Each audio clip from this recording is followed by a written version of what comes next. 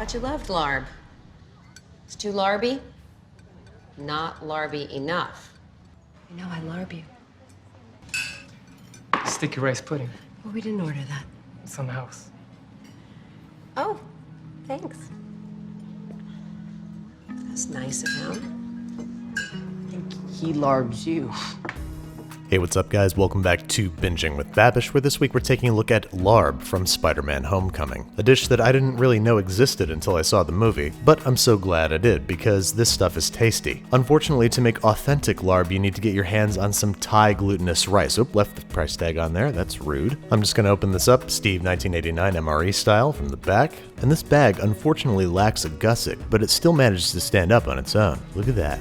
Nice. And then this stuff is heading into a dry skillet because we're making khao kua, which is basically just toasted, finely ground Thai sticky rice. This recipe comes from Mark Ween, who is a veritable fountain of knowledge for all things Thai and Thai food. I will link to him in the video's description, but the basic idea is that we want to toast this for about 15 minutes over medium-low heat until it resembles grains of wheat or barley. But be sure to keep it moving the whole time so it does not burn. Once it's done, we're going to remove it from the heat and allow it to cool completely before we pulverize it into powder. You can use a high-powered blender like a Vitamix to do this, but the old-fashioned way is to use a mortar and pestle. Just keep cranking it up and down till it feels nice and good. Why is everybody laughing? But no, seriously, we want a powder that has granules small enough that they don't get stuck in your teeth, but large enough that they still retain some crunch. So just pestle it until it resembles very coarse sand. Now we gotta negotiate our Larb accoutrement. One small shallot, a few scallions, some fresh mint, some cilantro, and some fresh lemongrass. We're just gonna thinly slice the shallot, thinly slice the scallions, and then we're going to very finely chop the lemongrass. We want to chop it as finely as possible because this stuff is kind of tough. Make sure all your herbs are washed and dried, and then we're just going to keep them whole, making sure to get all the stems out of our devil's lettuce. And there we go, all of our mise is en place. So let's take it over to the stovetop where we are heating a few tablespoons of vegetable oil over medium-high heat until shimmering, adding 1 pound of ground pork, and taking it on a quick trip to Browntown, adding the lemongrass during the last minute of cooking. Once it is fully cooked and broken down into bite-sized pieces, we are removing it from the heat, and only then are we starting to add other stuff. First up, a few generous pinches of Thai chili powder. You can of course use a pinch of regular chili powder if you're in a pinch. Next up, an even smaller pinch, like 1/8 of a tablespoon of sugar, a good splash or about 1/2 tablespoon of fish sauce, a very healthy double squeeze of lime juice. Acidity is an essential part of this dish to offset the richness and heat, and then our pre-prepared vegetables, our thinly sliced shallots and green onions, a bunch of mint leaves that we're going to leave whole because it's nice to get them in like every other bite or so, and then a generous couple tablespoons of our khao kua, which if you can't find or you don't want to make, it won't ruin the dish, but it really does take it to the next level. Mix it all together, taste it for seasoning, add salt if necessary, but I'm going to add a little bit more of this toasted rice powder because this stuff rocks. And this could be served with sticky rice or papaya salad, but in the movie it looks like it's being served with lettuce. So I'm just going to pile this up here and make me some little lettuce wraps. And of course the final most essential ingredient,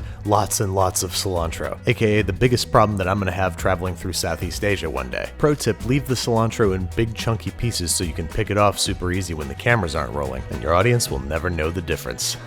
And just grab yourself a lettuce wrap and dig on in. I gotta say, this stuff rules. It's got complex flavor, it's nice and spicy, it's got a nutty kind of crunch from the toasted rice powder, and it's not too larby or under larby, it's just larby enough. Now if you'll excuse me, I'm gonna go finish these off without altering them in the slightest. Once those have been entered into the Clean Plate Club, it's time to start thinking about dessert. I'm no Marissa Tomei, so nobody's gonna bring me sticky rice pudding for free, so I gotta make my own. First, we are soaking 3 cups of sweet sticky rice in about 4 cups of water, massaging to break up any clumps, covering and letting sit at room temperature for at least 6 hours up to 24. After that, it's time to get cooking, uncover the rice and strain it. And then it's time to tackle the tricky question of how to steam rice without a rice steamer. Well, a good trick is to get a few inches of water boiling in a large pot, place the rice in the colander right over the water, and then cover up with the lid of the pot. I thought this was gonna let too much steam escape, but it turned out to be actually a pretty effective way to steam the rice. We're gonna cook this for about 30 minutes total, opening up after 15 minutes to give it a nice stir, make sure that everybody's getting even exposure to the steam, covering up again and letting cook until tender and shiny. It's during this time that we're going to make our sweetened coconut sauce. Into a small saucepan goes 16 ounces of coconut milk, which we're going to heat to about 200 degrees before adding 3/4 of a cup of sugar, killing the heat, and tiny whisking to combine. Set that aside and keep it warm while the rice finishes cooking. Then once the rice is ready, we're going to put it into a large bowl, and then while it's still still warm, we're going to pour about half of our coconut sauce over top. Give that a good mix-in to make sure that every last grain is saturated, and then we are covering and letting those flavors get to know each other for about 20 minutes. We want the rice to soak up a lot of that coconutty goodness, and we want it to stay a little warm for serving. While that chills out, we're going to prep a mango by peeling it, and then mangoes have a long, thin, oval-shaped pit, so we're going to cut around that, which is going to leave us with two nice little domes of mango that we can cut into thin slices and arrange decoratively upon a plate. This rice would also probably taste really great with bananas or pineapple or peaches, but mango is traditional. Now that the rice is ready, I'm going to scoop it into a ramekin that I've lined with plastic wrap, invert it onto its designated plate, and lift it to reveal the beautifully the molded rice pudding. Top with lots and lots and lots of coconut sauce, and make sure to serve extra on the side. You're going to want it. Garnish with a bit of optional mint, and there you go. Thai sticky rice pudding is cold and hot and sweet and sticky, and I totally larb it.